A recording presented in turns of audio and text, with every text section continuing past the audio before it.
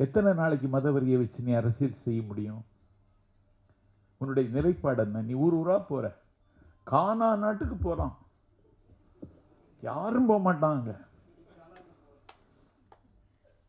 அந்த நாட்டின் உயர்ந்த விருதை வாங்கிட்டு வரான். எல்லா நாட்டிலும் உயர்ந்த விருதை கொடுத்துடுறாங்க. ரூபா கொடுத்து வாங்குறானான்னு தெரியல எனக்கு. இது என்ன நோய்? இது நாட்டு மக்களினுடைய வரிப்பணத்தில் மஞ்சள் குளித்து ஒரு பிரதமர் ஊரெல்லாம் உலகமெல்லாம் சுத்துறார், எல்லா நாடும் போயிட்டார். இப்போ பிரைவேட் செக்ரட்டரி கேட்குறார், நீ ஏதாவது நாடு இருக்கான்னு. அவன் சொல்றான், சுடுகாடு இருக்கு. சரி போங்க. இதுவா முக்கியம்? இந்தியாவில் இவ்வளவு தீர்க்கப்படாத பிரச்சனை இருக்கு. அவர்களுடைய நோக்கமே ஒரு கும்பல் கலாச்சாரத்தை இந்த நாட்டில் உருவாக்குவதுதான். அதற்கு அவர்கள் முருகனை பயன்படுத்தி கொண்டார்கள். இதிலே நாம் கவலைப்பட வேண்டியது, எனக்கு என்ன கவலை என்றால், அதிலே யாராவது முருகனை பற்றி பேசியிருக்கலாம். முருகனை பற்றி யாருமே பேசவில்லை. முருகன் ஒரு காவலாளி மாதிரி அவனை அலட்சியப்படுத்தி விட்டார்கள். நீ எந்த நோக்கத்திற்காக மாநாடு போடுகிறாயோ அந்த மாநாட்டினுடைய பாட்டுடை தலைவர் பற்றியே பேசாம நாங்கள் ஆட்சிக்கு வருவோம்னு சொல்வதற்கு இது முருகன் என்ன அவன் பாக முனைவோரா? அவன் பூத் ஏஜெண்டா? அவன் எப்படி உங்களுக்கு உதவ முடியும்? சிக்கந்தர் மலைன்னு வழக்கறிஞர் சொன்னாரே, சிக்கந்தர் மலை தான். பரம்கிரி, திருப்பரங்குன்றத்திற்கு பழைய பெயர் பரம்கிரி. கிரினா மலை. அது முருகனுடைய ஸ்தலமும் கிடையாது. இல்ல, அந்த ஸ்தலம் அப்படின்னு பார்த்தா அது சிவத்தலம். தமிழ்நாட்டில் இருக்கின்ற பாடல் பெற்ற திருத்தலங்கள்ல திருப்பரங்குன்றமும் ஒன்று. அதுல முருகன் அதிலே முதன்மைப்படுத்தப்படுகிறார். அதே தப்பு. என்ன கேட்டா, சிவனைத்தான் அங்கே முதல்ல உச்சரிக்கணும். இப்ப அப்படி சில கோவில்களில் வந்துருச்சு. திருவேற்காடு கருமாரிங்கிறாங்க. திருவேற்காடு கருமாரியம்மன் கோவில் அல்ல, அது சிவத்தலம், பாடல் பெற்ற திருத்தலம். அதுல கொண்டு போய் கருமாரியம்மன் நிறுத்திட்டாங்க. இப்படி நிறைய செய்ய ஆரம்பிச்சுட்டாங்க. மக்களுக்கு ஏக்கம் இருக்கு. இன்றைக்கு கண்டம் விட்டு கண்டம் தாவது எளிதாகிவிட்டது. ஏர் இந்தியா விமானத்தை தவிர எந்த விமானத்திலும் ஏறலாம். இதானடா இந்த மண்ணு, இதை ஏன் எப்படி கெடுக்க பாக்குற நீ? அதுல கொஞ்சம் பேர் போய் ஏறி உட்கார்ந்து இருக்காங்க. மோடியின் மகன் ராஜேந்திர பாலாஜி, அறிவியல் அறிஞர் செல்லூர் ராஜு, எல்லாரும் போய் உட்கார்ந்துருக்கான். ஒரு தேசிய கட்சியினுடைய மாநில தலைவர் என்ன பேசுறாருன்னு நான் தொலைக்காட்சியை பார்த்திருக்கேன். பனி எது, நதி எது, கடல் எது, சகலமும் உனதொரு கருணையில் எழுவது. அது கண்ணதாசன் எழுதினது கூட அவருக்கு தெரியாது. கதைப்படி பார்த்தாலும் முருகன் இந்த நாட்டில் அன்னைக்கு நாரதர்னு ஒருத்தன் இருந்தான், கலகம் செய்ய பிறந்தவன், சுப்பிரமணிய சாமியை விட மோசமானவன். நாடு நாடா போயிட்டு இருக்காரு பிரதமர். காசா மலை எரிந்து கொண்டிருக்கிறது. காசா மலை மீது குண்டுகள் விழுந்து கொண்டிருக்கின்றன. இந்த நாட்டில் இதை பேசுறியா நீ? இந்தியாவின் நிலைப்பாடு என்ன? அதை பற்றி கவலைப்படுறியா நீ? மங்கை சூதகமானால் கங்கையில் நீராடலாம், கங்கையே சூதகமானால் எங்கே நீராடுவது என்பது மாதிரி நீதிமன்றமே உடைத்தவர்களுக்குத்தான் அந்த மசூதி இருந்த இடம் சொந்தம் என்று தீர்ப்பு வழங்கிவிட்டது. இறை உணர்வு, மத உணர்வு என்று பார்த்தால் இறை உணர்வு அச்சத்திலிருந்து வெளிப்படுவது, மத உணர்வு என்பது ஆதிக்கத்திலிருந்து வெளிப்படுவது. இந்த இறை நம்பிக்கை உள்ளவர்கள் தங்களை வருத்திக் கொள்வார்கள். ஆனால் மத உணர்வு கொள்ளவர்கள் அடுத்தவர்களை வதை செய்வார்கள். மது வெறி கூட செய்ய துணியாத ஒன்றை மதவெறி செய்துவிடும். அதற்கு வரலாற்றில் ஏராளமான ஆதாரங்கள். மது போதை சிறிது நேரத்தில் தெளிந்துவிடும். மத போதை மக்கள் கூட்டத்தை ஆட்டி படைக்கும் பல தலைமுறைகளுக்கு என்று அண்ணா அன்றைக்கு எழுதினார். ஏற்கனவே அறநிலையத்துறையின் சார்பில் 3 நாள் முத்தமிழ் முருகன் மகாநாடு மதுரையிலே நடந்து முடிந்து விட்டது. முருகனே இப்பொழுது வெட்கப்படுகிறான். இவர்கள் கையில் போய் சிக்கி நாமல்லவா சின்னாபின்னமாகி வருகிறோம் என்று. முருக வழிபாடு என்பது ஒரு 12,000 ஆண்டு கால தொன்மை உள்ளது. முருக வழிபாடு தோற்றம் வந்த காலத்தில் சிவன் கிடையாது, பிரம்மா கிடையாது, விஷ்ணு கிடையாது, கணபதி கிடையாது. சேயோன் மேய உலகம் என்று தொல்காப்பியம் வரையறை செய்கிறது. அந்த மாநாட்டில் பங்கேற்றவர்களுக்கோ அதிலே பேசியவர்களுக்கோ தமிழ்த்தென்றல் திருவிக்கா இப்படி ஒரு புத்தகம் எழுதியிருக்கிறாருங்கிற விவரம் தெரியாது. ஏனென்றால் அவர்களுக்கு திருவிக்காவே தெரியாது. அதிலே திருவி கல்யாண சுந்தரனார் அவர்தான் சேக்கிழாரினுடைய பெரிய புராணத்தை முதலில் பதிப்பித்தவர். இயற்கையோடு இசைந்த வாழ்க்கை தமிழர்களின் வாழ்க்கை.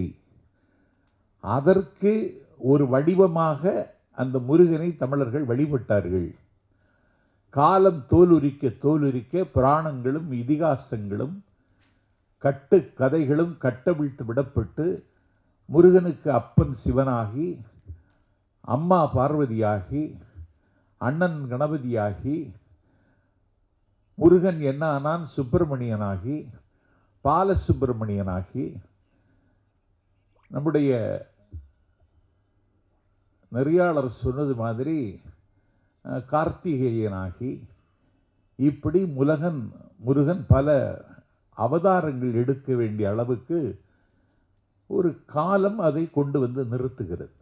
2026 அச்சுறுத்தும் மதவாத அரசியல் சூழ்ச்சி என்ற ஒரு கருத்தரங்கை நடத்த வேண்டிய நிலைமைக்கு நாம் ஆளாகி இருப்பதே என்னை கேட்டால் ஒரு பின்னடைவை நோக்கி நாம் நகருகிறோமா என்ற கவலையைத்தான் தருகிறது. ஒரு வெகுஜன மக்களிடம் கொண்டு செல்ல வேண்டியதை ஒரு அரங்கத்தில் நாம் பந்தி வைக்கிறோம். இன்றைக்கு மேடை தமிழுக்கு ஒரு பின்னடைவும் தேக்கமும் ஏற்பட்டிருப்பதை தமிழ்நாட்டின் மேடைகளை அலங்கரிக்கிற நான் கண்கூடாக காணுகிறேன். ஒரு வீழ்த்த முடியாத வல்லாதிக்கத்தை இந்திய துணைக்கண்டத்து அரசியலில் முதலில் வீழ்த்தியது தமிழகம்தான் என்பது நம்முடைய தித்திப்பான வரலாறு. அந்த வரலாற்றில் ஒரு சறுக்கல் வந்துவிடுமோ என்கிற சங்கடம்தான் இப்படி ஒரு கூட்டத்தை நடத்துவதற்கு நம்மை தூண்டியிருப்பதாகவே நான் கருதுகிறேன். இப்போது ஒரு மத அரசியலை அதில் முருகன் பெயரால் நடத்தி தமிழ்நாட்டில் அவர்கள் இன்றைக்கு ஒத்திகை பார்க்கிறார்கள். ஒரு சாதகமான சூழல்களை உருவாக்கி கொள்வதற்கு ஒரு மிலேச்சத்தனமான அதிகாரம் அவர்கள் கையில் சிக்கிவிட்டது. 500 ஆண்டுகளுக்கு மேலாக இஸ்லாமிய பெருமக்கள் வழிபட்ட பாபரி மஸ்ஜித்தை பட்டப்பகலில் ஒரு அரசியல் தெரிந்த பெருமகன், நம்பர் 1 பார்லிமெண்டேரியன் என்று நான் மதிக்கிற லால்கிஷான் அத்வானி அடியாட்களோடு வந்து பட்டப்பகலில் உடைத்து நொறுக்குகிறார்கள். வழக்கறிஞர் வாஞ்சிநாதன் சொன்னது போல இந்த வழக்கு நீளுகிறது. அதில் என்ன கருதப்பட வேண்டியதென்றால், அத்தனை நாளும் அதை பொறுமையோடு சிறுபான்மை மக்கள் அந்த தீர்ப்புக்காக காத்திருந்தார்கள். ஆனால் மங்கை சூதகமானால் கங்கையில் நீராடலாம், கங்கையே சூதகமானால் எங்கே நீராடுவது என்பது மாதிரி நீதிமன்றமே உடைத்தவர்களுக்குத்தான் அந்த மசூதி இருந்த இடம் சொந்தம் என்று தீர்ப்பு வழங்கிவிட்டது. இப்படி ஒரு தீர்ப்பை ஒரு வரலாற்று மாணவனாக நாஞ்சில் சம்பத் உலகத்தில் எந்த நீதிமன்றமும் வழங்கியதில்லை. வழங்கியவருக்கு ஏதோ ஒன்றை வழங்கிவிட்டார்கள். வழங்குவதாக சொன்னதற்கு பிறகுதான் அவர் இப்படி ஒரு தீர்ப்பை வழங்கினார். திருவாரூர் முருகன் என்று ஒரு திருடன்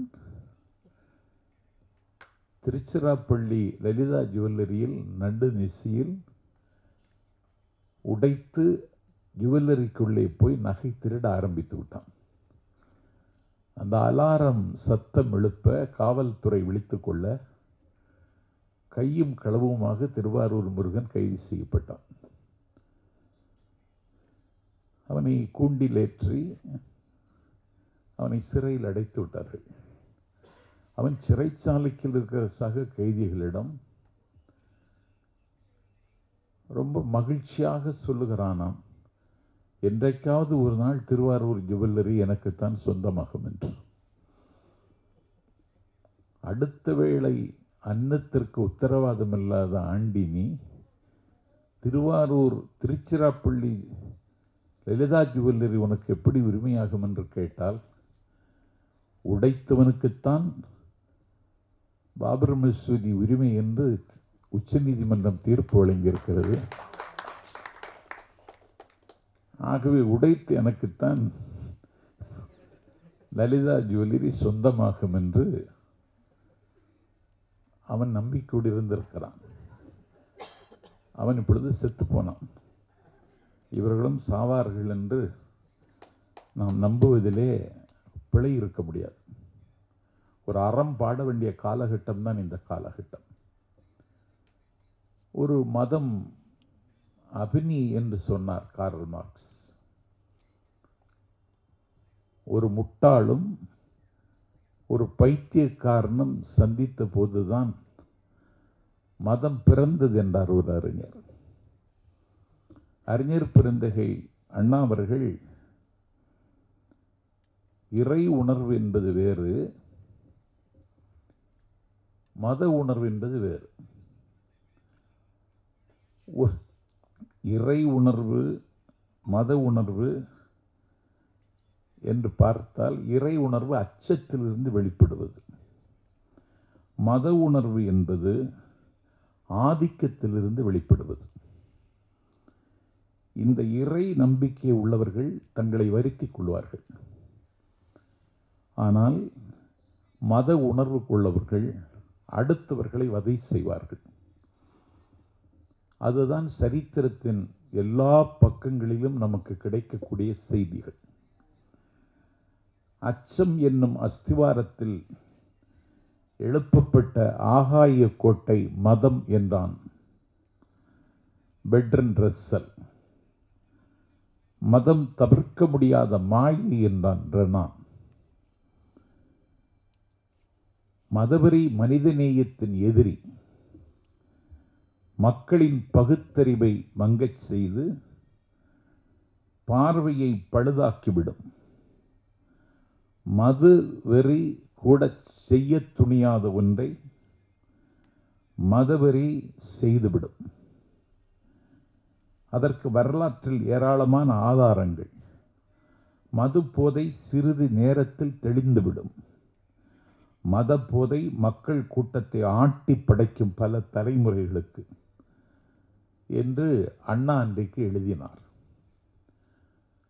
அது இப்பொழுது பெரியார் பிறந்த மண்ணில் ஊடுருவதற்கு அதிகாரத்தின் துணை கொண்டு வருகிறது. அதிகாரம் அதற்கு அவர்களுக்கு பயன்படுகிறது. ஒரு கூச்ச உணர்வோ குற்ற உணர்வோ இல்லாமல் அதை நடைமுறைப்படுத்துவதற்கு அவர்கள் எத்தனிக்கிறார்கள். அதற்கு முருகன் பெயரை பயன்படுத்துகிறார்கள். ஏற்கனவே அறநிலையத்துறையின் சார்பில் 3 நாள் முத்தமிழ் முருகன் மகாநாடு மதுரையிலே நடந்து முடிந்து விட்டது. முருகனே இப்பொழுது வெட்கப்படுகிறான். இவர்கள் கையில் போய் சிக்கி நாமல்லவா சின்னாபின்னமாகி வருகிறோம் என்று.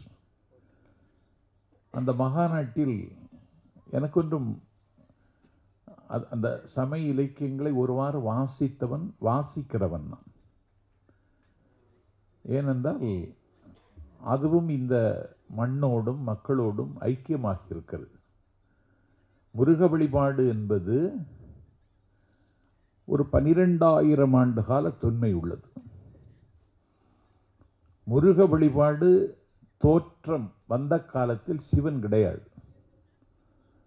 பிரம்மா கிடையாது, விஷ்ணு கிடையாது, கணபதி கிடையாது. சேயோன் மேய உலகம் என்று தொல்காப்பியம் வரையறை செய்கிறது. உலகம் அழகாக இருக்கிறது. பச்சைமா மலைபோல் மேனி என்றார் ஒரு ஆழ்வார். மனிதன் முதலில் மலையும் மலை சார்ந்த இடத்திலும் தான் பிறந்தான். மலை அழகாக இருக்கிறது, பச்சை மலை. அதன் உச்சியிலிருந்து ஓடி ஒழுகுகிற வெள்ளி அருவி, அந்த மலையிலே துள்ளி ஓடக்கூடிய புள்ளி மான்கள், அந்த மலையிலே புள்ளி கலாபம் விரித்து ஆடுகிற மயில்கள், மரத்திற்கு மரம் தாவுகிற குரங்குகள், பாடி பறக்கின்ற பட்டாம்பூச்சிகள், தவளை சத்தங்கள், ஆனை சாத்தானுடைய குரல்கள் என்று மலையில் ஒரு இயற்கை தன்னுடைய நாட்டியத்தை நிகழ்த்தி கொண்டிருக்கிறது. அந்த மலையிலே முதலில் பிறந்தவன் தமிழன். இந்த மலை இவ்வளவு அழகாக இருக்குமானால் இந்த மலையை படைத்த மகேசன் இவ்வளவு அழகாக இருப்பான் என்று அழகான ஒரு சித்திரத்திற்கு உருவம் கொடுத்துத்தான் முதலில் வழிபடத் தொடங்கினார்கள். சுயமரியாதை இயக்கத்தின் தாய் என்று கொண்டாடப்படக்கூடிய தமிழ்த்தென்றல் திருவிக்கா அவர்கள் முருகன் அல்லது அழகு என்றொரு புத்தகம் எழுதியிருக்கிறார்கள். அந்த மாநாட்டில் பங்கேற்றவர்களுக்கோ அதிலே பேசியவர்களுக்கோ தமிழ்த்தென்றல் திருவிக்கா இப்படி ஒரு புத்தகம் எழுதியிருக்கிறாருங்கிற விவரம் தெரியாது. ஏனென்றால் அவர்களுக்கு திருவிக்காவே தெரியாது. அதிலே திருவி கல்யாண சுந்தர்னார், அவர்தான் சேக்கிழாரினுடைய பெரிய புராணத்தை முதலில் பதிப்பித்தவர். அவர் அதிலே ஆய்வு நோக்கோடு அதை எழுதியிருக்கிறார். ஆகவே முருகனை வழிபடுவது என்பது இயற்கையை வழிபடுவது. இயற்கையோடு இசைந்த வாழ்க்கை தமிழர்களின் வாழ்க்கை. அதற்கு ஒரு வடிவமாக அந்த முருகனை தமிழர்கள் வழிபட்டார்கள். காலம் தோலுரிக்க புராணங்களும் இதிகாசங்களும் கட்டு கதைகளும் கட்டவிழ்த்து விடப்பட்டு முருகனுக்கு அப்பன் சிவனாகி, அம்மா பார்வதியாகி, அண்ணன் கணபதியாகி, முருகன் என்ன ஆனான் சுப்பிரமணியனாகி, பாலசுப்பிரமணியனாகி, நம்முடைய நெறியாளர் சொன்னது மாதிரி கார்த்திகேயனாகி, இப்படி முருகன் பல அவதாரங்கள் எடுக்க வேண்டிய அளவுக்கு ஒரு காலம் அதை கொண்டு வந்து நிறுத்துகிறது. இருக்கிற கடவுளையே முருகனை தமிழர்கள் கொண்டாடுவதற்கு காரணம் என்ன என்று ஆய்ந்து பார்த்தால், ஒரு முத்தமிழையும் வைதாரையும் வாழ வைப்பான் முருகன் என்று அருணகிரிநாதர் ஒரு இடத்தில் குறிப்பிடுகிறார்.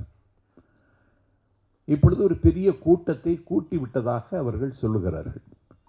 பெரிய கூட்டமே கிடையாது. தைப்பூசத்தை போய் பார்த்தவர்கள் இதை கூட்டம் என்றே சொல்ல மாட்டார்கள். திருச்செந்தூரில் நடக்கிற சூரசம்காரத்தை போய் நேரடியாக பார்த்தவர்கள் இதை கூட்டம் என்று சொல்ல மாட்டார்கள். இது கூட்டம் அல்ல, இது ஒரு கும்பல். அவர்களுடைய நோக்கமே ஒரு கும்பல் கலாச்சாரத்தை இந்த நாட்டில் உருவாக்குவதுதான். அதற்கு அவர்கள் முருகனை பயன்படுத்தி கொண்டார்கள்.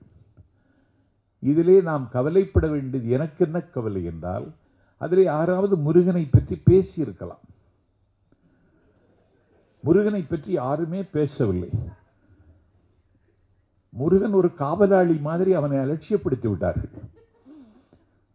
10 பாட்டில் முதல் பாட்டு திருமுருகாற்றுப்படை நக்கீரர் எழுதியது. எங்கள் சாகாவரம் பெற்ற சங்க இலக்கியத்தினுடைய முதல் பாட்டு திருமுருகாற்றுப்படை. அதை பற்றி யாருமே சொல்லல.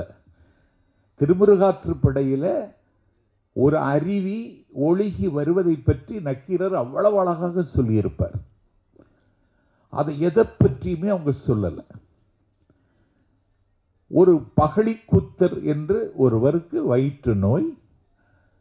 அவர் திருச்செந்தூருக்கு வருகிறார். செந்தில்வேலனை இடம் வேண்டுகிறார். அவருக்கு வயிற்று வலி தீர்ந்து விடுகிறது. உங்களுக்கும் எனக்கு நம்பிக்கை இருக்கிறதா என்பது இரண்டாவது. அவர்கள் தளத்தில் நின்று நாம் யோசிக்கிற பொழுது பகழிக்கூத்தருடைய வயிற்று வலி தீர்ந்து விட்டது. அதற்கு அவர் என்ன செய்கிறார்? முருகனுக்கு நன்றி தெரிவித்து திருச்செந்தூர் முருகன் பிள்ளைத்தமிழ் என்று சொல்லி ஒரு பாடலை பாடியிருக்கிறார். பிள்ளைத்தமிழ் இலக்கியங்கள் பெரியாழ்வார் தொடங்கி வைத்தார் என்று சொன்னாலும் திருச்செந்தூர் முருகன் பிள்ளைத்தமிழுக்கு ஒரு மதிப்பு இந்த மண்ணில் இருந்தது. அதை அந்த மாநாட்டில் பேசுகிறவர்கள் யாராவது சொல்வார்களா என்று பார்த்தால் பேசியவர்கள் எல்லாம் பிள்ளைகளாகவே இருந்து விட்டார்கள். அதே திருச்செந்தூர் முருகனிடத்திலே குமரகுருபரர் வருகிறார். அவர் வாய் பேச முடியாத ஊமை. அவர் எனக்கு வாய் பேசுகிற வல்லமை வேண்டும் என்று இறைஞ்சுகிறார். வாய் பேசுகிற வல்லமை கிடைத்ததற்கு பிறகு கந்தர் கலிவெண்பா எழுதினார். அதற்கு பிறகு மீனாட்சி அம்மை பிள்ளைத்தமிழ் என்று தமிழ் இலக்கியத்தில் இருக்கிற பிள்ளைத்தமிழிலேயே அழகும் ஆழமும் செறிவும் நிறைந்த பிள்ளைத்தமிழ் மீனாட்சி அம்மை பிள்ளைத்தமிழ். அவர் என்ன செய்கிறார்? மீனாட்சி அம்மைக்கு பிள்ளைத்தமிழ் பாடியவர் புள்ளியிருக்கும் வேலூர் வைத்தீஸ்வரன் கோவில். அங்கு ஒரு முருகன் இருக்கிறான். தமிழ்நாட்டில் இருக்கிற முருகன்லே அழகான முருகன் அந்த முருகன் தான். அந்த முருகன் மீது முத்துக்குமார சுவாமி பிள்ளைத்தமிழ் என்று பிள்ளைத்தமிழ் பாடினார். அதை கூட அவர்கள் பதிவு செய்யவில்லை. அஷ்ட பிரபந்தங்களை இயற்றியவர் குமரகுருபரர். அதை இவர்கள் சுட்டவில்லை. இந்த நாட்டில் வள்ளலார் அவர் மதம் எனும் பேய் பிடியாதிருக்க வேண்டும் என்று நம்முடைய கந்தக்கோட்டம் சென்னை கந்தக்கோட்டத்தில் இருக்கிற முருகனிடத்தில் வேண்டுகிறார். அவர் எதிர்மறையாகத்தான் பாடிக்கொண்டிருந்தார். ஓதாமல் ஒரு நாளும் இருக்க வேண்டாம், ஒருவரையும் பொல்லாங்கு சொல்ல வேண்டாம் என்று எல்லாம் நெகட்டிவா எதிர்மறையா இருக்கே, நான் பாசிட்டிவா பாடுகிறேன்னு சொல்லிட்டு நேர்மறையாக ஒருமையுடன் நினது திருமலரடி நினைக்கின்ற உத்தமிர்தம் உறவு வேண்டும் என்று பாடிய வள்ளலார் மதம் எனும் பேய் பிடியாதிருக்க வேண்டும் என்றார். அந்த பேய் இவர்களுக்கு இப்பொழுது பிடித்து விட்டது. இப்போது மறைமலையடிகள் தனித்தமிழ் இயக்கம் கண்ட பெருமகன். ஆதிக்க இந்திய இருக்கிற போரில் அண்ணாவோடும் பெரியாரோடும் கைகுலிக்க கொண்டு களத்துக்கு வந்தவர். தனித்து இயங்கக்கூடிய தமிழ் மொழியில் பிறமொழி சொற்கள் கலக்கக்கூடாது என்று ஒரு இயக்கத்துக்கே வடிவம் தந்தவர். அவருக்கு வயிற்று வலி வருகிறது. அவர் திருவொற்றியூர் செல்லுகிறார். அங்கே ஒரு முருகன் இருக்கிறான். முருகன் எல்லா இடத்திலும் இருக்கிறான். அந்த முருகன் மீது ஒரு மும்மணி கோவை பாடினார். கோவை பாடியதற்கு பிறகு அவருடைய வயிற்று வலி தீர்ந்தது என்று நான் படிக்கிறேன். இதை யாராவது அங்கே பதிவு செய்வார்களா என்று பார்த்தால் பதிவு செய்யவில்லை. அவர்களுக்கு பெரிய பிலாசபர் அண்ட் கைடு என்று அவர்கள் மதிப்பது ஆதிசங்கரரை. அவர் காலடியில் பிறந்தவர், கேரளாவில். அவர் இந்த இந்தியா முழுவதும் காலடியாகவே நடந்தார். 6 சமயங்கள் இருந்தது. 6 சமயங்களை ஒருங்கிணைத்தவர் அவர்தான். மடங்களை நிறுவியர் அவர்தான். அந்த ஆதிசங்கரருக்கு கர்நாடகத்தில் இருக்கும் பொழுது அங்கே ஒரு சிவத்தலத்தில் அவருக்கு காசம் டியூபர்குலோசிஸ் வந்தது. அவர் அங்கே சிவபெருமானை வேண்டுகிறார். சிவபெருமான் அவருக்கு, உனக்கு இந்த டிசீஸ் தீரணும்னா நீ திருச்செந்தூருக்கு போன்னு சொல்லி சிவபெருமானை வழிகாட்ட அவர் திருச்செந்தூருக்கு வருகிறார். திருச்செந்தூர் முருகனை கும்பிடுகிறார். பன்னீர் இலை பிரசாதம் வாங்கி பூசிக்கொள்கிறார். அவருக்கு நோய் தீர்ந்ததற்கு நன்றி உணர்ச்சியாக சுப்பிரமணிய புஜங்கம் என்று ஒரு கிரந்தத்தை பாடுகிறார். பஜகோவிந்தம் பாடிய ஆதிசங்கரர், லலிதா சகசரநாமம் பாடிய ஆதிசங்கரர், கனகதாரா சூஸ்திரம் பாடிய ஆதிசங்கரர் சுப்பிரமணிய புஜங்கம் திருச்செந்தூரில் வந்து பாடினார் என்றால் 6 சமயங்களை இணைத்த ஆதிசங்கரருக்கு எங்கள் தமிழ் கடவுள் முருகன் தான் நோய் தீர்த்தான் என்பது எங்கள் வரலாறுனாவது சொல்லியிருக்க வேணாம். இவனுக்கு சுப்பிரமணிய புஜங்கம்னாலே என்னன்னு தெரியாது. என்ன அநியாயம் இது? நீ எந்த நோக்கத்திற்காக மாநாடு போடுகிறாயோ அந்த மாநாட்டினுடைய பாட்டுடை தலைவர் பற்றியே பேசாம நாங்கள் ஆட்சிக்கு வருவோம்னு சொல்வதற்கு இது முருகன் என்ன அவன் பாக முனைவோரா? அவன் பூத் ஏஜெண்டா? அவன் எப்படி உங்களுக்கு உதவ முடியும்? அவன் உதவான் நீங்கள் எப்படி நம்புகிறீர்கள்? ராமனே உங்களுக்கு உதவலையே. ராமனே அடிச்சு தூக்கிட்டான பைசாபாத் தொகுதியில். பிஜேபி கட்சியினுடைய கேண்டிடேட் வீழ்த்தப்பட்டு அகிலேஷ் யாதவனுடைய கட்சி வேட்பாளர், அதுவும் ஒடுக்கப்பட்ட சமூகத்தை சார்ந்தவன், அயோத்தி உள்ளிட்ட பைசாபாத்தில் வெற்றி பெற்றானே. அங்க நடந்தா இங்க நடக்காதா? என்னடா அக்கிரமம் இது? உங்களுக்கு அரிப்பு இருக்கு, எனக்கு புரியுது. ஆட்சிக்கு வர வேண்டும், ஏன்னா நீங்க அதிகார அரசியல் சுவை கண்டு விட்டீர்கள். உலகத்திலேயே அதிக நிதி வைத்திருக்கிற கட்சி இன்றைக்கு பிஜேபி. அவர்கள் குவித்து வைத்திருக்கிற நிதியை வாரி செலவழித்து எங்கே காலூன்ற முடியவில்லையோ தமிழ்நாடா அங்கேயும் காலூன்றி விடலாம் என்ற ஒரு கனத்த நம்பிக்கை அவர்களுக்கு வந்திருக்கிறது. 370 பிரிவை நீக்கிவிட்டீர்கள். ஒரு மாநில அரசாங்கத்தினுடைய அனுமதி இல்லாமல் காஷ்மீரை நீங்கள் உடைத்தீர்கள். இன்னைக்கு என்னாச்சு? அதே காஷ்மீர் உமர் அப்துல்லா இன்னைக்கு முதலமைச்சர். நீங்கள் வெட்கப்பட வேண்டாமா? அமைதியின் மடியில் இருக்கிறது காஷ்மீர். அடிக்கடி அறிவித்தீர்கள். இன்றைக்கு என்ன ஆயிற்று? பட்ட பகலில் இன்றைக்கு 26 பேர் துடிக்க துடிக்க சுட்டுக் கொல்லப்பட்டார்கள். கொல்லப்பட்டார்கள் அல்லவா? தடயம் இல்லாமல் அழித்து விடுவோம் என்று அறிவித்தாரே உள்துறை அமைச்சர். அழித்தீர்களா? தடயமாவது கிடைத்ததா? தடயமே கிடைக்கல. இதை வெளியில சொல்லுகிறீர்களா? இல்லை. இதை ஏதாவது ஏடோ மீடியாக்களோ இதை விவாத பொருளாக்கி இருக்கிறதா? இல்லை. ஊடகத்தில் விவாதங்களுக்கு தலைப்பெல்லாம் பார்த்தா நான் இப்போ விவாதத்துக்கே போறதில்லை. ஏன்னா விவாத அரங்கத்தில் புறம்போக்குகள் எல்லாம் வந்து உட்கார்ந்துருக்கான். என்ன விவாதம் செய்கிறீர்கள்? எது விவாதிக்க வேண்டும்? விவாதிச்சீங்களா? விவாதிக்கல. ஒரு ஆளையாவது கண்டுபிடிச்சீங்களா? கண்டுபிடிக்கல. என்ன செய்யறது உங்களை?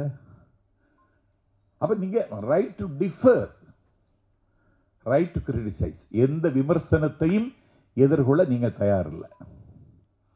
சிக்கந்தர் மலைன்னு வழக்கறிஞர் சொன்னாரே, சிக்கந்தர் மலை தான். பரம்கிரி, திருப்பரங்குன்றத்திற்கு பழைய பெயர் பரம்கிரி. கிரினா மலை. அது முருகனுடைய ஸ்தலமும் கிடையாது. இல்ல, அந்த ஸ்தலம் அப்படின்னு பார்த்தா அது சிவத்தலம். தமிழ்நாட்டில் இருக்கின்ற பாடல் பெற்ற திருத்தலங்கள்ல திருப்பரங்குன்றமும் ஒன்று. அதுல முருகன் அதிலே முதன்மைப்படுத்தப்படுகிறார். அதே தப்பு. என்ன கேட்டா, சிவனைத்தான் அங்கே முதல்ல உச்சரிக்கணும். இப்ப அப்படி சில கோவில்களில் வந்துருச்சு. திருவேற்காடு கருமாரிங்கிறாங்க. திருவேற்காடு கருமாரியம்மன் கோவில் அல்ல, அது சிவத்தலம், பாடல் பெற்ற திருத்தலம். அதுல கொண்டு போய் கருமாரியம்மன் நிறுத்திட்டாங்க. இப்படி நிறைய செய்ய ஆரம்பிச்சுட்டாங்க. மக்களுக்கு ஏக்கம் இருக்கு, மக்களுக்கு பசி இருக்கு, மக்களுக்கு வலி இருக்கு. எல்கேஜி அட்மிஷனே கிடைக்குமான்னு தான் போறான் சில பேர். பழனிக்கு பாத யாத்திரை போறவன் எதுக்கு போறான்? பிஜேபி ஆட்சி வரணும்னா இல்லையே. திருச்செந்தூருக்கு பாத யாத்திரை போறவன் எதுக்கு போறான்? மோடி இன்னும் பிரதமர் ஆகணும்னா இல்லையே. அவனுக்கு வலி இருக்கு, அவன் வலிக்கு ஒரு நிவாரணம் தேடுறான். அவனுடைய பெயின், அவனுடைய வலிக்கு ஒரு ஆறுதல் அவனுக்கு தேவைப்படுகிறது. மத நல்லிணக்கம் தான் இந்த மண்ணினுடைய மாண்பு. அதைத்தான் அவர் மதுரையில் ஒரு அமைப்பாக வைத்து நிறுவுகிறோம்னாரு. லட்சக்கணக்கான மக்கள் வர்றாங்க. பழனிக்கு. தாராபுரம் என்கிற இடத்துல ஒரு இஸ்லாமிய தோழர் அன்வர், பாய் வியாபாரம், அவரும் பாய் தான், வியாபாரமும் பாய் தான். 65 பிளக் பாயிண்ட் வைத்திருக்கிறார். 65 பிளக் பாயிண்ட் வச்சுட்டு அந்த பாய் வியாபாரம் செய்கிற அந்த அன்வர் ஒன்றே குலம் என்று பாடுவோம் பாடல் வரி எழுதி வச்சுட்டு பாத யாத்திரை வருகின்ற முருக பக்தர்கள் இந்த 65 பிளக் பாயிண்டையும் எப்போதும் பயன்படுத்தி கொள்ளலாம் என்று சொல்லி யாத்திரையாக வருகிற பக்தர்கள் அந்த பிளக் பாயிண்டில் பயன்படுத்துகிறார்கள். இதுதான் இந்த மண்ணுக்கு இப்பொழுது தேவை. இவன் மத நல்லிணக்கத்தை கெடுக்கணும்னு நினைக்கிறான். கெடுத்த ஜெயிச்சிடலாம்னு நினைக்கிறான். ஜெயிக்க முடியாது. ஒரு மௌடிக அரசியல் நடத்திய ரோம சாம்ராஜ்யம் ஒரு நாள் வீழ்ந்தது. இது வரலாறு. நீங்களும் வீழுவீர்கள். நீங்கள் எந்த உயரத்திற்கு போனாலும் ஒரு நாள் வீழ வேண்டியது வந்தே தீரும். இது வரலாறு நமக்கு சொல்லுகிற பாடம். அன்னைக்கே மதத்தின் பேரால் செய்தாங்க. உலகத்தையே தன்னுடைய காலடிக்குள் கொண்டு வந்த மாவீரன் அலெக்சாண்டர், அந்த மாமன்னனுக்கு ஒரு கனவு இருந்தது. அவன் அலெக்சாண்ட்ரியா என்கிற இடத்தில் ஒரு மிகப்பெரிய நூலகத்தையும் பல்கலைக்கழகத்தையும் நிறுவ வேண்டும் என்று ஆசைப்பட்டான். அவன் மறைந்து போனான். அந்த மன்னர் மறைந்ததற்கு பிறகு மதியூகிகள் மன்னனுடைய ஆசையை நிறைவேற்ற வேண்டும் என்று கருதி 5 லட்சம் நூல்களை கொண்ட ஒரு நூலகமும் ஒரு பல்கலைக்கழகத்தை நிறுவினார்கள். கிறிஸ்துவுக்கு பின்னால் 340 அந்த பல்கலைக்கழகம் மதவாதிகளால் அன்றைக்கு சூறையாடப்பட்டது, தீக்கிரையாக்கப்பட்டது. இது அன்றைக்கும் நடந்தது. அதுவாவது கற்காலம், நாகரிகம் அரும்பாத காலம், விழிப்புணர்வு வராத காலம் என்று நாம் சிரித்துக் கொள்ளலாம். இன்றைக்கு விழிப்புணர்வு வந்திருக்கிறது. இன்றைக்கு கண்டம் விட்டு கண்டம் தாவது எளிதாகிவிட்டது. ஏர் இந்தியா விமானத்தை தவிர எந்த விமானத்திலும் ஏறலாம். எளிதாகி போய்விட்டது. உலகம் இன்றைக்கு உள்ளங்கையில் வந்து விட்டது. நீ ஏன் இதை இன்னும் பேசிட்டு இருக்க? அவனுக்கு என்ன தேவை? இந்த நாட்டில் ஒரு மத நல்லிணக்கம் இந்த மண்ணினுடைய மாண்பாக இருந்தது, அடையாளமாகவும் இருந்தது. திருவரங்கம் என்று சொல்லக்கூடிய அந்த வைணவர்களினுடைய தலைநகரமே திருவரங்கம் தான், திருப்பதி கிடையாது. அந்த திருவரங்கத்தில் துலுக்க நாச்சியாருக்கு ஒரு சந்நிதி இருக்கிறது. சபரிமலைக்கு போகிற பக்தன் பேட்டை துள்ளி பாபரை கும்பிட்டு தான் சபரிமலைக்கு போறான்.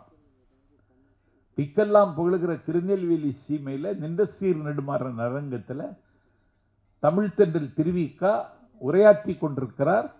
அவர் உரையாற்றுகிறார் என்று பத்திரிகை செய்தியை படித்துவிட்டு எங்கள் நாகர்கோவில் நகரத்தில் இருந்து கோட்டாறு சதாவதானி செய்யுதம்பி பாவலர் ஒரே நேரத்தில் 100 அதிசயங்களை நிகழ்த்துவார். ஒரு பூவை எடுத்து அவர் கண்ணை மூடுவார். ஒரு பூவை எடுத்து நீங்க எறிந்தா எத்தனை பூ என்பதை அவர் கண்ணை மூடிட்டே சொல்லிடுவார். நாம் என்ன நினைக்கிறோம் என்பதை அவர் சொல்லிடுவார். அப்படி ஒரு ஆற்றல்.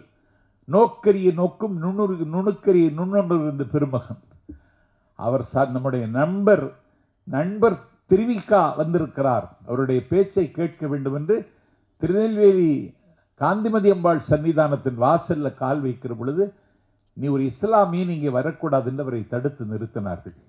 அவர் தடுத்து நிறுத்தப்பட்டார் என்ற செய்தி கிடைத்த மாத்திரத்தில் மேடையில் இருந்த திருவிக்கா தன்னுடைய துண்டை உதறி தோளில் போட்டு கொண்டு மேடையில் பேச்சை நிறுத்திவிட்டு எழுந்து வெளிநடப்பு செய்தார். யாருக்காக? சதாவதானி செய்குதம்பிக்காக, அந்த நட்புக்காக. காலம் மாறுகிறது.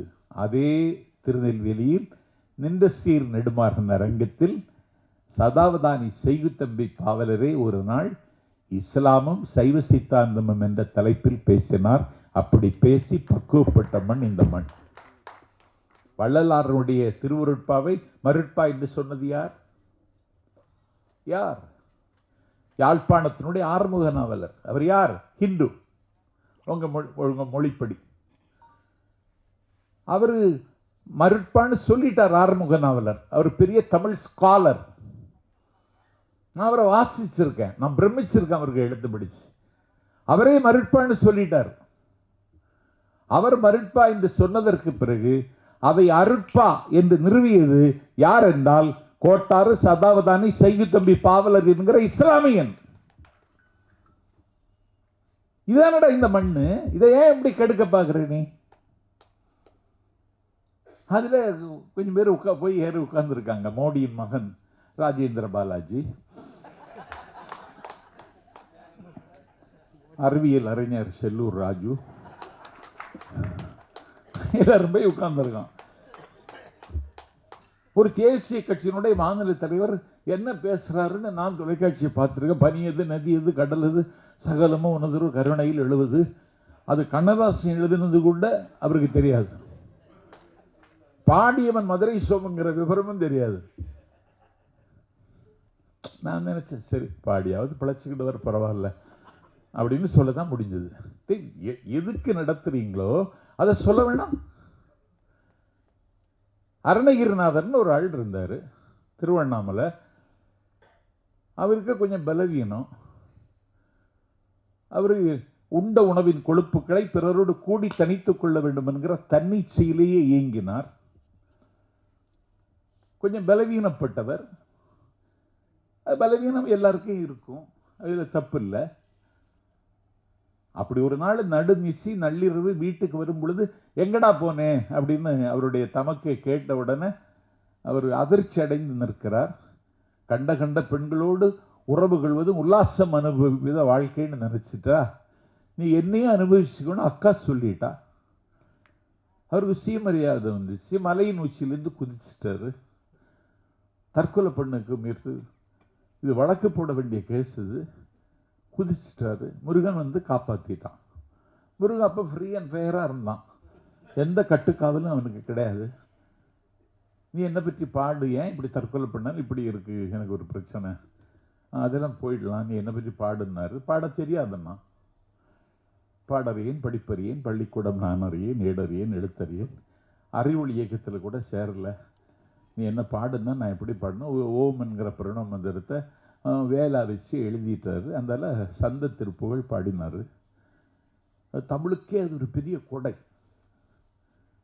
அதை யாரும் பின்பற்றி எழுத முடியலை.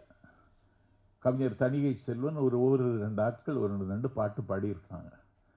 அந்த நட்டகே வராது, அடிச்சு நொறுக்குகிறார்.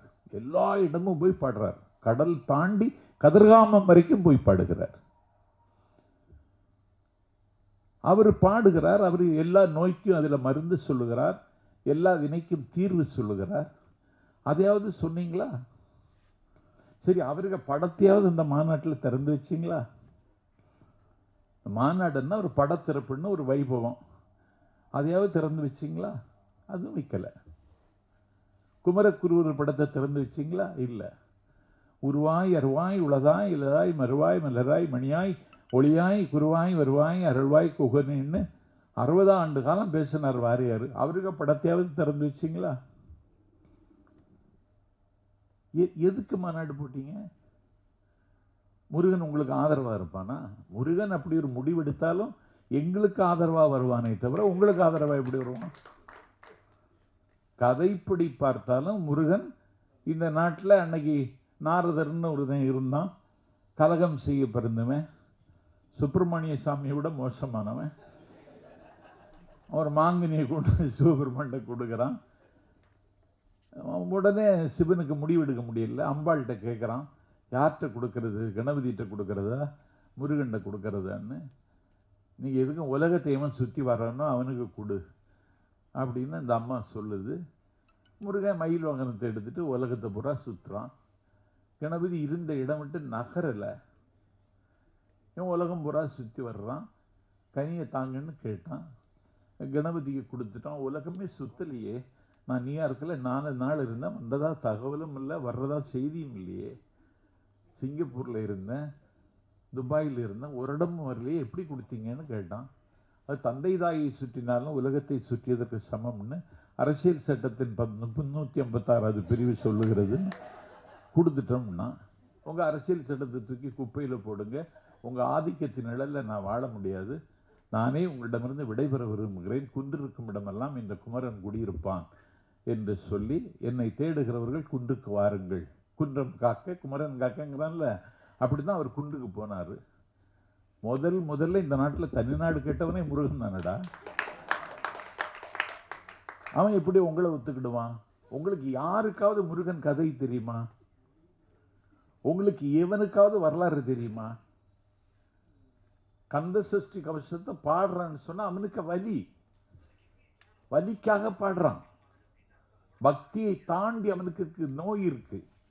ஒளிப்பு, சுளுக்கு, ஒருதலை நோய், வாதம், சைத்தியம், வலிப்பு, பித்தம், சூலை, சயம், குன்மம், சொக்கு, சிறங்கு, குடல் விப்ரதி, பக்கப்பிளவை, படலை வாழை, கடுவன், படுவன், கைத்தால் சிலந்தி, பற்குத்திறனை, பெருவரை ஆப்பும், எல்லா பிணியும் அகலைன்னு பாடுறான். எல்லா பிணியும் நம்ம ஆளும் வாங்கி வச்சுட்டு தான் இருக்கான். அதுக்காக தான் பாடுறான். இதை போய் நீ கூட்டமா இருந்து எதுக்கு பாடுற? நீ உனக்கு என்ன வந்துச்சு? இந்த நாட்டில் எவ்வளவு இருக்கு பேசுறதுக்கு? எதையும் பேசாம தமிழ்நாட்டு அரசியலில் பேச எவ்வளவு இருக்கு? எதையும் பேசாம முருகனை பற்றி பேசி ஒரு டைவர்ட் பண்ணலாம், திசை திருப்பி விடலான்னு நினைக்கிறியே. தமிழர்கள் அவ்வளவு பலவீனமானவர்களா? ராமனை பெரியார் செருப்பால் அடித்தார் சேலத்தில் என்ற செய்தி வந்த பிறகுதான் 1971 திமுக 184 இடங்கள் வென்றது. இதுதான் வரலாறு.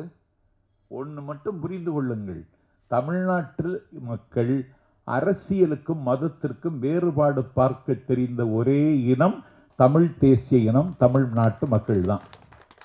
அவன் அப்படி கும்பலா சேர்ந்துருவான். இங்க அது நடக்காது. வந்தவன் ஒருத்தனும் பிஜேபிக்காரன் கிடையாது. பிஜேபியில் வாக்களிக்க வேண்டும் என்று நீ வற்புறுத்தினா பிஜேபிக்கு வாக்களிக்க வேண்டிய அவசியம் தமிழர்களுக்கு எங்கிருந்து வரும்? அதுக்கு காரணம் சொல்லு பார்ப்போம்.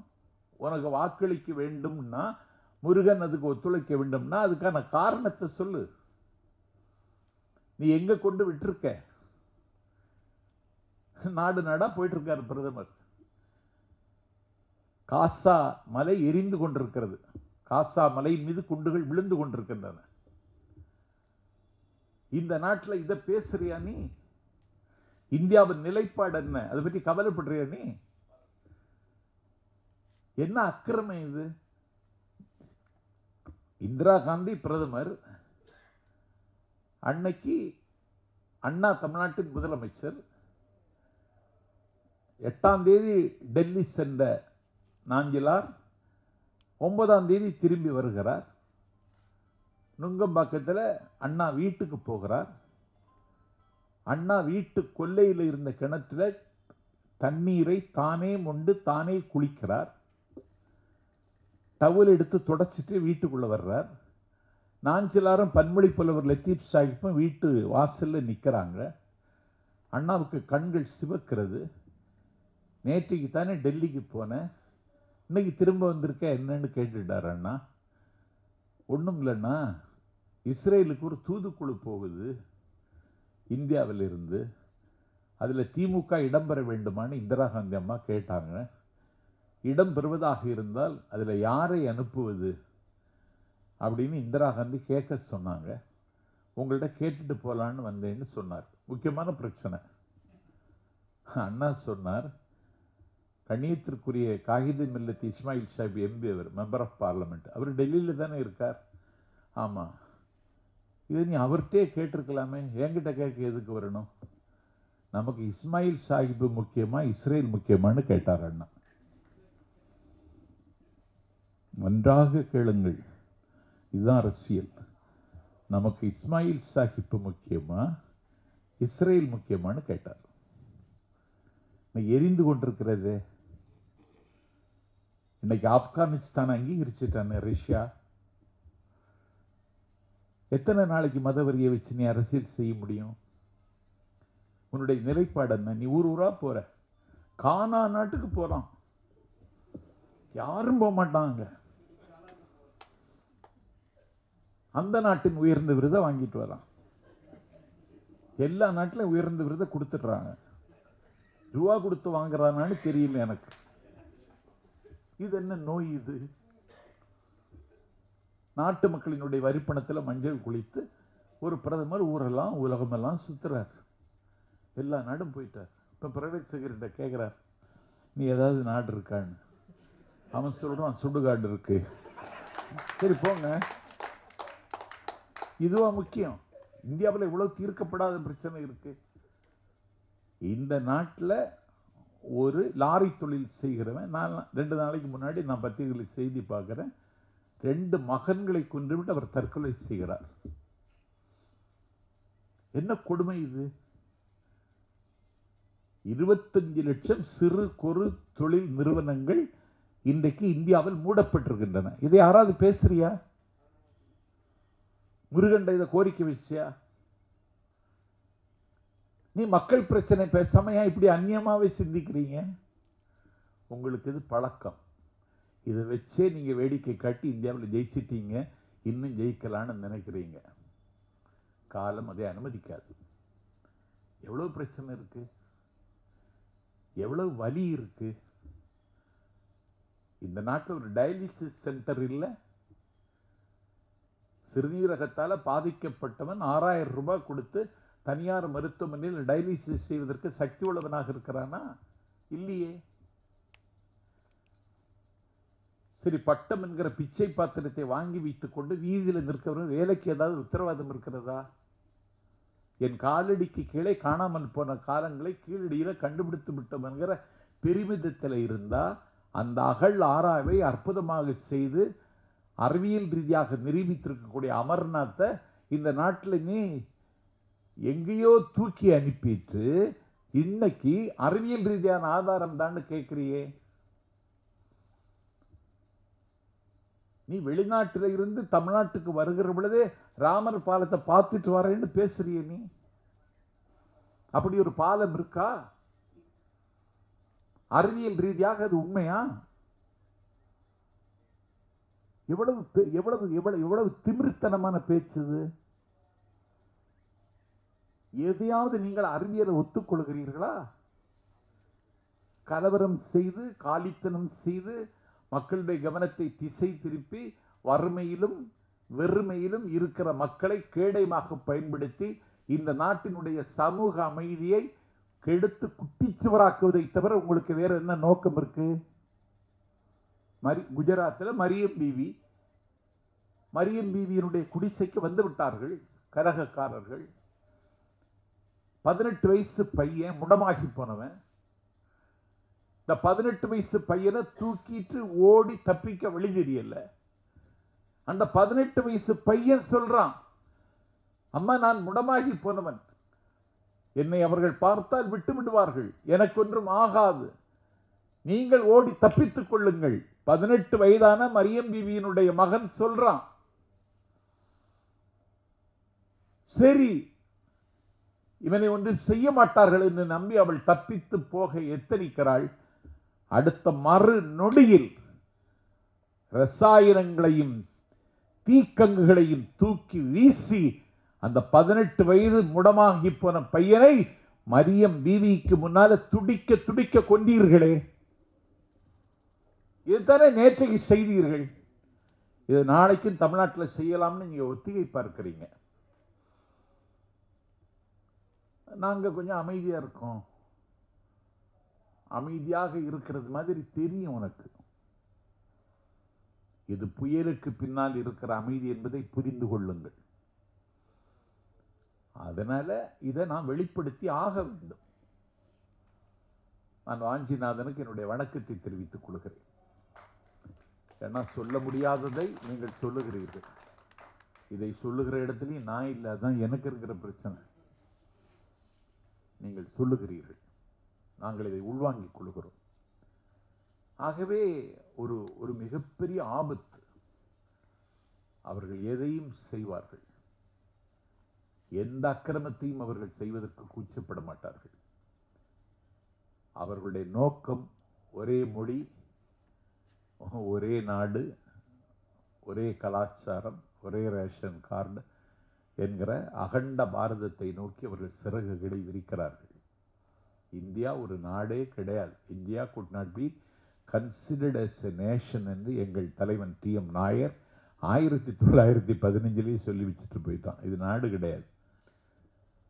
நாடாக இணைத்து கொண்டோம், நாங்களும் ஏற்றுக்கொண்டோம். இல்லை, எங்களுக்கு ஒன்றும் பிரச்சனை இல்லை. நீ என்னை ஏற்றுக்கொண்டால் உன்னை ஏற்றுக்கொள்கிறேன். நீ என்னை ஏற்றுக்கொள்ளாவிட்டால் உன்னை ஏற்றுக்கொள்வதை பற்றி யோசிக்கிற தலைமுறை நாஞ்சில் சம்பத்திற்கு முடியாவிட்டாலும் எனக்கு அடுத்த தலைமுறை அதை செய்யும் என்று நான் நம்புகிறேன். அதுதான் தமிழ்நாடு. தமிழ்நாட்டுக்குன்னு ஒரு குணம் இருக்கு. முருகன் வழிபாடு 12,000 சங்க காலத்துக்கு முன்னாடி இருந்தே இருக்கு. பரிபாடல்ல இருக்கு, புறநானூர்ல இருக்கு, ஏன் சிலப்பதிகாரத்திலே இருக்கு. இதை வச்சுட்டு ஒரு அரசியல் செய்வது என்பது அயோக்கியத்தனத்தினுடைய உச்சம். ஏதோ 4 பாட்டு சொல்லி பொருளாவது சொன்னீங்களா? அதுவும் இல்லை. நாளன் செய்யும் மனைதான் என் செய்யும் ஒரு கந்தர் அலங்கார பாட்டு சொன்னீங்களா? அதுவும் இல்லை. உங்களுக்கு ஒண்ணுமே தெரியாது. நீங்க எல்லாம் காலி குடுவைகள். நீங்கள் கலவரத்தை விரும்புகிறவர்கள், வன்முறை வாழ்வியலாக கொண்டவர்கள். இந்திய அரசியலில் நீங்கள் ஆபத்தான பேரொழிகள், நீங்கள் அப்புறப்படுத்தப்பட வேண்டியவர்கள். திரிபுராவில் ஜெயிச்சது நீங்க ஜெயிச்சதா? ஆதிவாசி பழங்குடிகள் படுகிற பாடு என்ன சொன்னாரே. இன்னைக்கு ஸ்டேன்ஸ் சாமியினுடைய நினைவு நாள் என்று அவர் தொழுநோய் மக்களுக்கு, மலைவாழ் மக்களுக்கு தொண்டூழியம் செய்வதற்காக போனவர். அவர் என்ன குற்றம் செய்தார்? அவரை அன்லாஃபுல் ஆக்டிவிட்டீஸில் கைது செய்கிறீர்கள், சிறையில் அடைக்கிறீர்கள். அவர் சட்டப்படி கைது செய்யப்பட்டு விட்டார். ஜாமீன் கேட்கிறோம், தந்தீங்களா? தருவதற்காவது யோசித்தீர்களா? சரி, பக்கவாதம் வந்துவிட்டு, ஸ்ட்ரோக் வந்து விட்டது, அதுக்கப்புறமாவது தருவீங்களா? அவர் சிறுநீர் பெய்கிறார், அப்புறப்படுத்த ஆள் இல்லை. மலம் கழிக்கிறார், சுத்தம் செய்ய ஆள் இல்லை. ஒரு அவுன்ஸ் தண்ணீரை வலது கரத்தில் ஏந்தி குடிப்பதற்கு கையில் வலிமை இல்லை. இனி அவரை சிறைச்சாலையில் வைத்திருக்க வேண்டிய தேவை இருக்கா? அப்பொழுதாவது நீங்க விடுதலை தந்தீர்களா? தரலையே. ஜாமீன் தந்தீங்களா? தரலையே. உங்களுடைய கொலை பட்டியலை வச்சு பேசினா அந்த இரத்த அத்தியாயங்களை ஒரு 20 மணி நேரம் பேசலாம். அவ்வளவு இருக்கு. பேச வேண்டிய காலம் வரத்தான் செய்யும், பேசத்தான் செய்வோம். நாங்கள் ஒதுங்கி விட மாட்டோம், ஒளிந்து விட மாட்டோம். இதை பேசுகிற காலமும் வரும். விளைவுகள் கொஞ்சம் மோசமா இருக்கும் அப்படின்னு சொன்னார் வாஞ்சிநாதன். இருக்கலாம். கோவிந்த பன்சாராவை கொண்டார்கள், நரேந்திர தபோல்கரை கொண்டார்கள், ஹம்பி பல்கலைக்கழகத்தினுடைய துணைவேந்தர் டாக்டர் கல்புர்கியை கொண்டார்கள். தமிழ்நாட்டில் ஜெயலலிதாவின் ஆட்சி காலத்தில் தடை செய்யப்பட்ட மாதருபாகன் தினத்தை கன்னடத்தில் மொழிபெயர்த்து கருத்துரிமைக்கு கவசம் தந்த பெருமாட்டி மிகச்சிறந்த எழுத்தாளர் லங்கேஷ்கரை அவருடைய வீட்டு வாசலில் சுட்டுக் கொண்டார்கள். இன்னைக்கு ஸ்டேன்ஸ் பாதிரி, சாய்பாபா, உங்களுடைய கொலை பட்டியல் நீளுகிறது. நான் இதில் சம்பத்து ஒன்றை சொல்லுகிறேன். நான் அறத்தின் மீது நம்பிக்கை உள்ளவன். அண்ணா சொல்லுவார், அறம் வெல்லும், நிச்சயமாக வெல்லும். அதற்கு சில காணிக்கைகள் கொடுக்க வேண்டியது வரும் என்று அண்ணா சொன்னார். அதற்கு கொடுக்கிற காணிக்கை தான் வாய்ஸ் ஆஃப் தமிழ்நாடு இந்த கருத்தரங்கம் என்பதை இங்கே பதிவு செய்து, ஆகவே இதில் சோர்ந்து போவதற்கு எதுவும் இல்லை. அயர்வும் சோர்வும் அவர்கள் நமக்கு பரிசாக தருவதற்கு எத்தனிப்பார்கள். அதையும் கடந்து பயணிக்க வேண்டிய கட்டாயத்திற்கு தமிழ்நாடு நம்மிடத்திலே நிரம்ப எதிர்பார்க்கிறது என்று சொல்லி, வாய்ஸ் ஆஃப் தமிழ்நாடுக்கு அதற்கு விளம்பரம் தந்து உதவி இருக்கின்ற யூடியூப் ரூட்டஸ் தம்பி மைனருக்கு, அரண்சி அமைப்புக்கு என்னுடைய நன்றியை தெரிவித்து, இதை ஒருமைப்படுத்தி இருக்கின்ற, ஒழுங்குபடுத்தி இருக்கின்ற அண்ணன் வெல்ராஜனுக்கு, நான் கன்னியாகுமரியிலிருந்து வர்றேன், நீ வா என்று உரிமையோடு அழைத்த என் அண்ணன் வெல்ராஜனுக்கும் நன்றி சொல்லி, இன்னும் நான் பேசிக் கொண்டிருப்பது ஆரோக்கியமாக இருக்காது என்று கருதி விருப்பமில்லாமல் விடைபெறுகிறேன். நன்றி, வணக்கம்.